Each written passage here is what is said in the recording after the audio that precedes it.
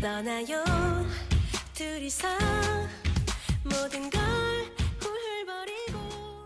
안녕하세요. 여행으로 보는 세상 이준희입니다. 오늘은 안동 하회마을로 여행을 떠나보겠습니다. 안동하면 떠오르는 인물 누굽니까? 네, 바로 유성룡이 있습니다. 유성룡은 임진왜란을 진두지휘한 총사령관이었습니다. 임진왜란 선조 때 이순신과 권유를 발탁해서 이순신은 수군에, 권유는 육군에 배치하면서 이 둘의 뛰어난 인물을 알아보았던 인물이고 천거했던 인물입니다. 유성룡은 이순신보다 3살 위였는데요. 이 같은 동네에서 자랐고요. 이 둘은 친구처럼 지냈다고 합니다. 원래 이순신의 형과 친한 사이였지만 이순신과도 친구였다고 합니다. 오성과 한음, 여러분 아시죠? 이 오성과 한음도 5살 차이가 나지만 평생 다정한 벗이었다고 합니다. 이순신의 이 승진과 발탁은 지난번에도 얘기했지만 너무 엄청난 낙하산, 파격적인 낙하산 승진이었기 때문에 주변에서 많은 질타를 받기도 했습니다. 근데 이순신의 능력을 알아본 거, 이거는 인정받아야 할 것 같습니다. 행주대첩의 권율 장군 여러분 잘 아시죠? 근데 권율은 40세가 될 때까지 관직을 얻을 생각 안 하고 이리저리 여행 다니고 책 읽고 공부하고 했다고 합니다. 근데 아버지가 돌아가시면서 이 금강산에 들어가서 열심히 공부해서 46세 때 급제합니다. 그리고 그때 유성룡과 윤두수의 추천으로 의주 목사로 전격 발탁됩니다. 근데 권율은 여러 가지 사건 때문에 파직을 당하기도 하고 임진왜란이 터지면서 전라도 광주 목사로 임명됩니다. 처음 싸움은 어려웠지만 금산의 이치고개 전투에서 승리해서 이 전라도가 보존되는 기반을 마련하기도 하죠. 그리고 행주대첩에서 뛰어난 통솔력으로 이 3,000명밖에 안 되는 병사들을 이끌고 왜군을 무찌릅니다. 이때 사용된 화차, 신기전, 이 화약 무기를 많이 썼는데요. 이걸 도와준 사람이 이순신이기도 합니다. 이순신과 권율은 같이 군복무를 한 건 아니지만 이 유성룡 덕분에 처음 만나서 그 다음부터는 계속 서신을 주고받았다고 합니다. 이순신이 이 한산도 대첩으로 한참 물이 올랐을 때 권율에게 편지를 써서 자기가 갖고 있는 한포 중에 몇 개를 떼어줄 테니 한번 써보라 이렇게 해서 주기도 했고요. 권율은 이렇게 해서 이순신에게 받은 여러 가지 무기를 행주산성에 배치하게 됐습니다. 이순신이 원균에 의해서 이 삼두수군 통제사 관직을 빼앗기고 이 참수당할 위기에 몰렸었잖아요. 이때 이순신이 백의종군할 수 있게 이 풀려나게 하는데 일조했던 사람이 바로 권율입니다. 이순신이 마침 백의종군 하라는 것이 바로 권율의 휘하였기 때문에 여러 면에서 이순신에게 편의를 봐주었습니다. 게다가 권율은 이렇게 만들어 놓고 원균이 부산진으로 출정 명령 이거 따르지 않자 이 원균을 불러다가 곤장을 치기도 했습니다. 이순신 장군이 이 노량 앞바다에서 이 최후를 맞이하던 날 유성룡도 영의정에서 파직됩니다. 이 전달부터 계속 대기발령 상태로 있다가 파직된 것인데요. 이순신의 죽음을 놓고 유성룡은 징비록에다 이렇게 썼습니다. 순신은 뛰어난 재주와 능력을 가지고 있었다. 그러나 명운이 없어 가지고 있던 재주의 100분의 1도 다 쓰지 못하고 죽었으니 참으로 아깝고 아깝다 라고 썼습니다. 권율 또한 임진왜란이 끝나고 곧 사퇴했는데요. 자리에 눕게 돼서 바로 돌아가시게 됩니다.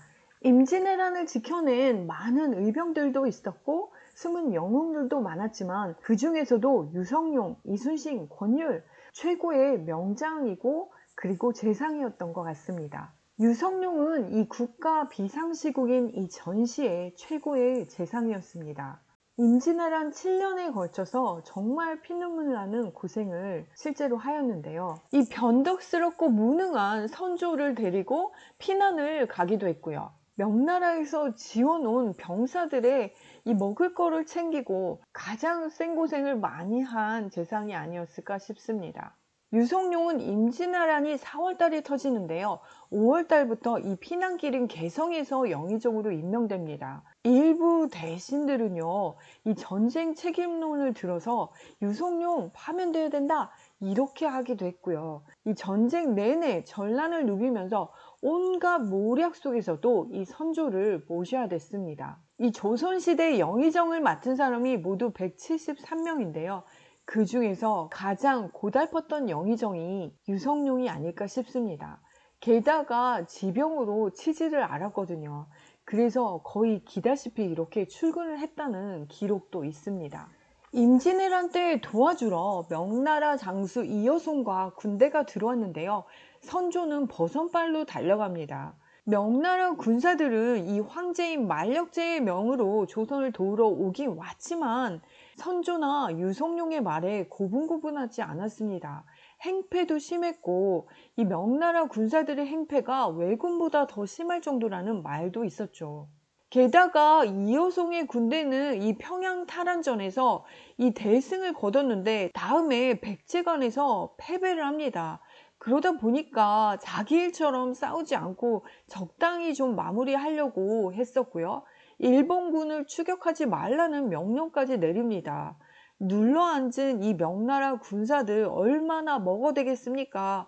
이 물자 다 조달해야 되고요. 이 모든 게 백성들에게 엄청난 부담과 고통이 되었겠죠. 유성룡은 어떻게 해서든지 교섭을 해서 일본군과 싸우게 만들어야 했고요. 식량과 물자도 해결해 줘야 됐고, 유성룡이 전국을 발이 닳도록 뛰어다닌 거 사실입니다. 그리고 실제 상당한 능력을 발휘하기도 했습니다. 어렸을 때부터 유성룡 어땠을까요? 네, 매우 총명했다고 합니다. 유성룡은 경북 의성군 외가에서 태어났고요. 20대에 태계 이황의 제자로 들어갔습니다. 실록의 표현에 의하면 책을 읽을 때 한 번 눈을 스치기만 하면 한 글자도 잊어버리는 일이 없었을 정도다, 이렇게 표현했고요. 태계 이황도 이 사람은 하늘이 내린 사람이다 라고 굉장히 높게 평가했습니다. 그리고 어린 시절 서울로 올라와서 이 충무로 부근에 살았는데요. 유성룡의 호를 딴 서예길이라는 길도 있고요. 유성룡의 집터도 표석이 남아 있습니다. 유성룡은 바둑의 고수로도 유명합니다. 선조가 명나라에서 온 이여손과 바둑을 두어야 했었는데요. 이때 유성룡이 이 양산을 받치고 거기에 구멍을 내서 이 구멍 틈으로 이 빛이 들어오게 해서 선조에게 훈수를 했다는 일화가 전해지기도 했습니다. 게다가 유성룡은 의술, 천문, 점술에도 일가견이 있었고요. 의학서도 2권이나 남겼습니다. 이유는 백성들을 치료하기 위해서였다고 합니다. 성품도 굉장히 온화했고요. 당시 정치판 지금이랑 비슷한데요. 서로 양당 간에 싸우고 이랬는데 유성룡만은 양쪽 모두 다 친분을 유지했다고 합니다. 게다가 유성룡은 훈련도감을 설치했는데요. 이 성을 쌓는 일에도 일가견이 있었다고 합니다. 그래서 축성론이라는 책을 썼는데요. 이게 나중에 수원의 화성을 축조할 때 많은 도움을 주었다고 합니다. 그리고 또 대단한 기록이 있는데요. 유성룡이 관직에 32년 동안 있었는데요. 유배된 적이 한 번도 없었다라는 건데요. 조선시대 웬만하면 다 고위관직 유배 갑니다.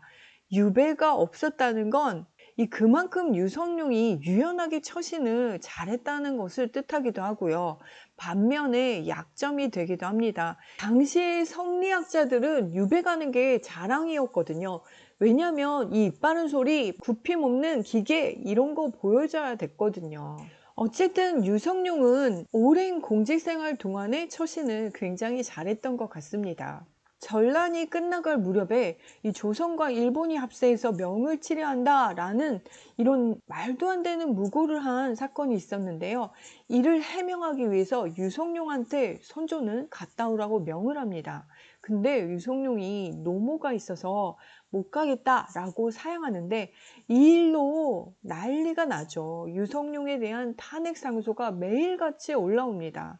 그리고 안동의 기름진 땅 이거 다 모조리 수탈한 탐관오리다 뭐 이런 글까지 나오게 되는데요. 이 유성룡이 권세를 마음대로 희롱해서 사람들을 승진시키고 이 천안 신분에 있는 사람까지 발탁했다. 모두가 이 치질이나 빠는 무리들이다. 이렇게 탄핵을 올립니다. 저 같아도 이런 곳에서 더 이상 더럽히기 싫었을 것 같습니다. 결국 파직돼서 서울을 떠나 고향으로 돌아갔습니다. 이곳이 바로 안동 하회마을이고요. 이때쯤에 이순신의 죽음을 전해 듣고 깊은 통한에 빠졌다고 합니다. 조정에서는 계속 복직을 시키려고 했지만 가지 않았습니다. 딱 한 번 의인왕후 국상 때 몰래 서울로 올라가서 동대문 밖에서 곡송을 하고 바로 돌아왔다고 합니다. 선조가 임진왜란에 공신들을 초대할 때도 나는 세운 공이 없다 라고 하면서 가지 않았고요. 그리고 돌아가실 때까지 한 번도 서울에 가지 않았습니다. 그리고 얼마 뒤에 유성룡이 돌아가십니다. 유성룡이 돌아가셨다는 소식을 듣고 이 숭례문 상인들은 모두 애도를 표했고요. 백성들은 유성룡이 아니었으면 지금쯤 한 명도 살아남지 못했을 것이라며 매우 슬퍼했다고 합니다.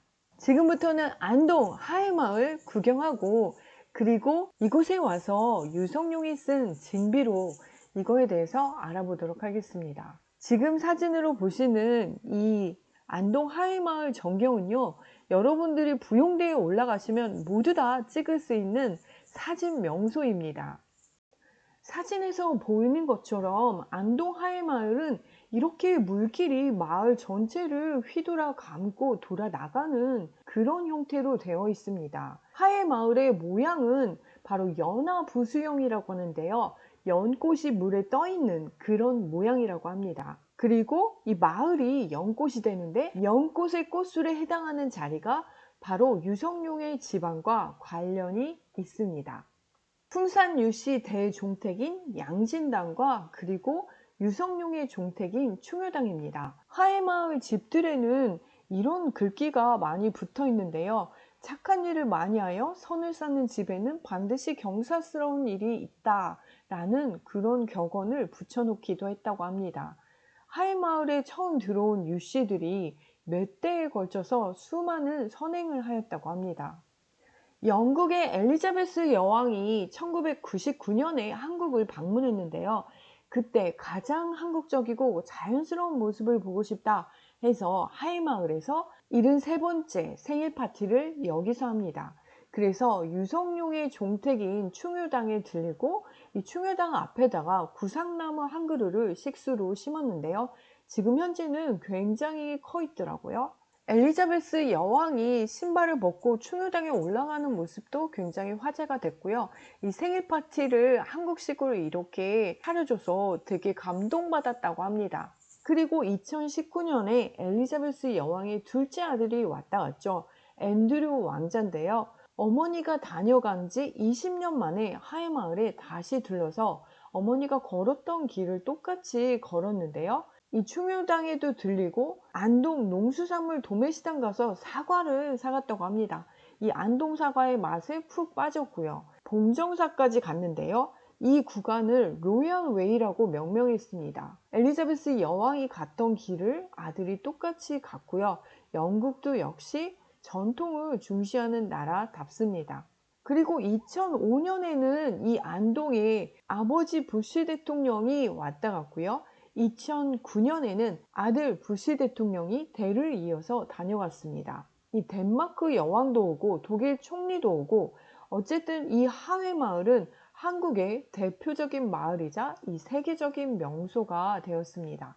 이 하회마을 곳곳에 있는 돌담길도 매우 아름다운데요. 하회마을은 원래 흙담만 있었는데요. 왜냐하면 이 하회마을의 지형이 행주형, 배가 나가는 모양인데요. 배에다가 무거운 돌을 올려놓으면 배 가라앉잖아요. 그래서 돌을 못 쓰게 했고요. 그리고 우물도 파지 않았다고 합니다. 우물을 파면 배 밑바닥에 구멍이 날 수 있기 때문에 하회마을에서는 함부로 우물을 파지 않았다고 합니다. 옛날에는 이 물을 길러서 먹었는데요. 지금도 식수는 이 물을 양수기로 퍼올려서 쓰고 있다고 합니다. 아, 교수님, 그런데 그런 풍수 이런 거 다 미신 아닙니까? 네, 맞습니다. 유성룡이 관직을 그만두고 이곳으로 왔잖아요. 그때 수해를 입는 바람에 풍산 서미동으로 옮겨 살았어요. 그리고 그곳에서 세상을 떠났으니까 물날 리가 없었다고 할 수는 없습니다. 교수님, 하회마을 걷는 거 너무 힘들어요. 볼 것도 많고 다닐 것도 너무 많아서 다리가 아파요. 하시는 학생들은 오른쪽 사진을 보시면 골프 카트 같이 생긴 게 있죠. 이거 빌려서 타고 가면 됩니다. 이거 한 대 빌리는데 10,000원이고요. 그리고 4명, 5명까지 탈 수 있습니다. 각자 운전하면서 이렇게 다니는 관광객들이 굉장히 많습니다. 저도 탔습니다. 마을의 가장 중앙에 자리 잡은 곳이 바로 이곳 삼신당입니다.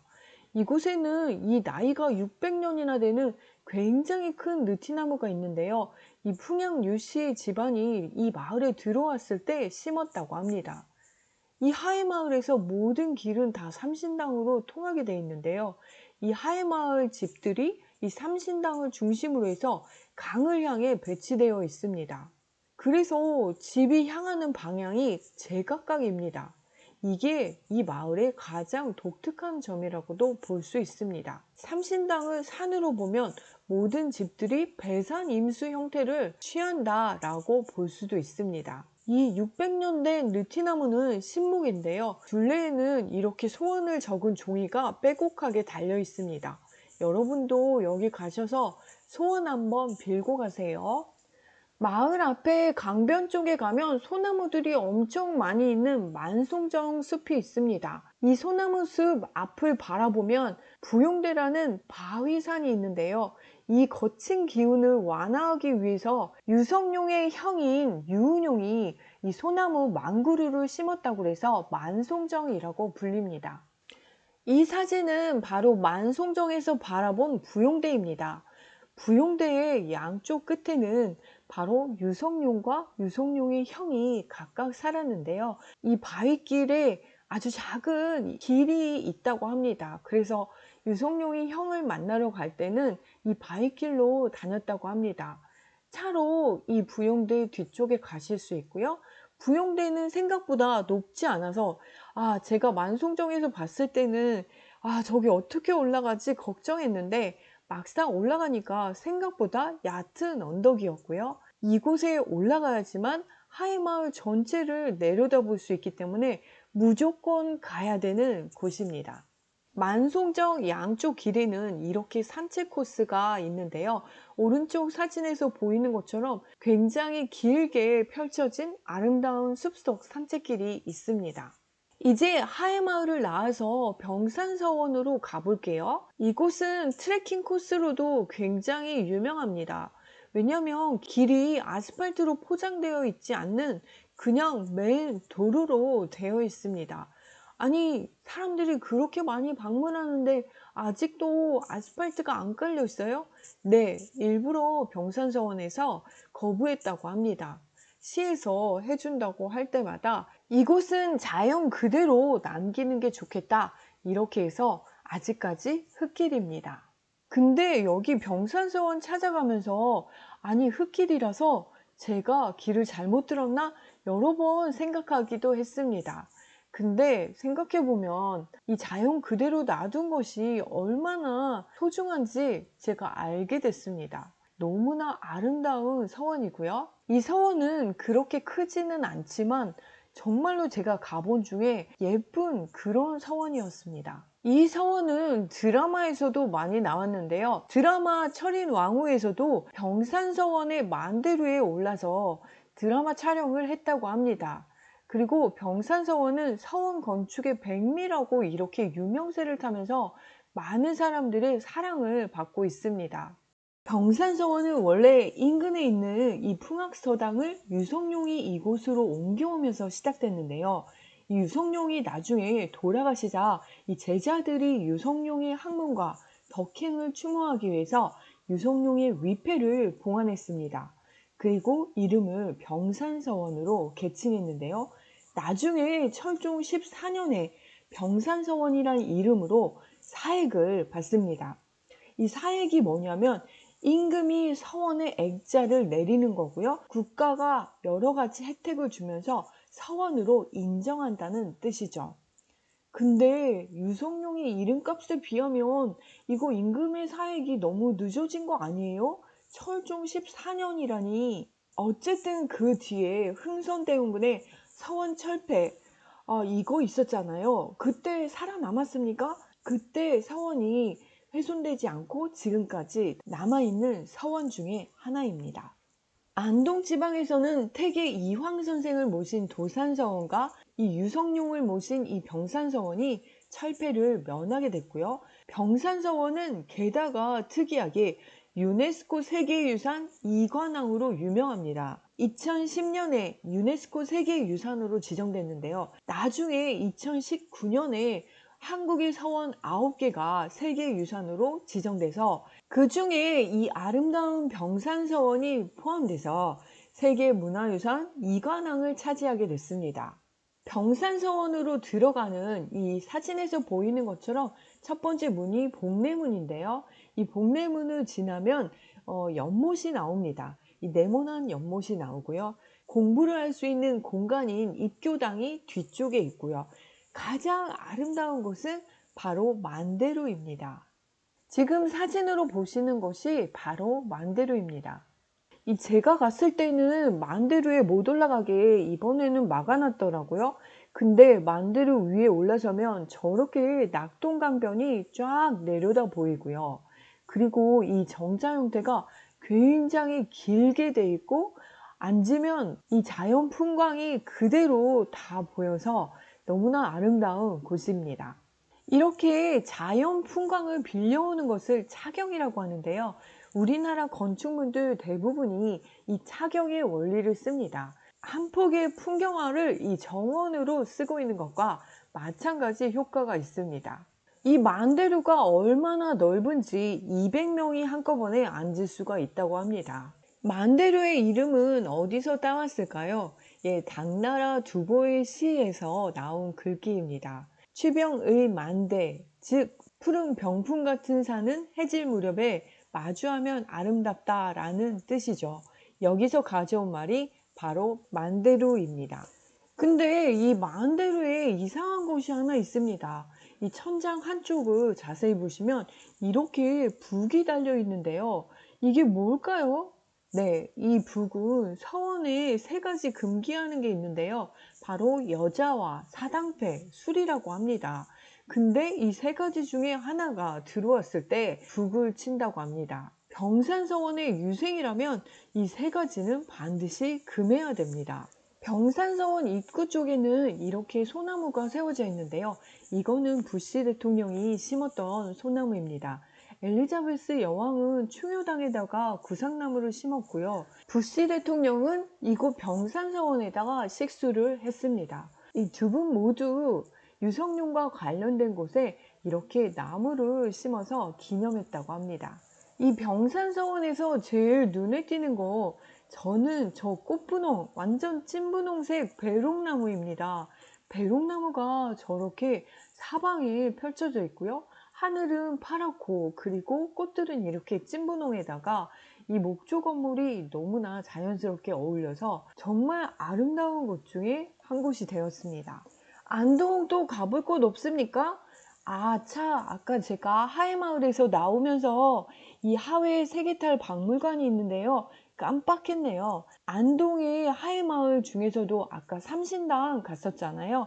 이 삼신당이 바로 하회 별신굿 이 탈놀이가 시작된 곳입니다. 하회마을 입구 쪽에 하회탈 박물관이 있는데요. 볼거리가 되게 많아요. 저는 쬐끔밖에 없는 줄 알았는데 하회탈만 있는 줄 알았거든요. 근데 전 세계의 탈들을 많이 모아놨더라고요. 그리고 좋은 점은 이 하회탈 박물관 보시고요.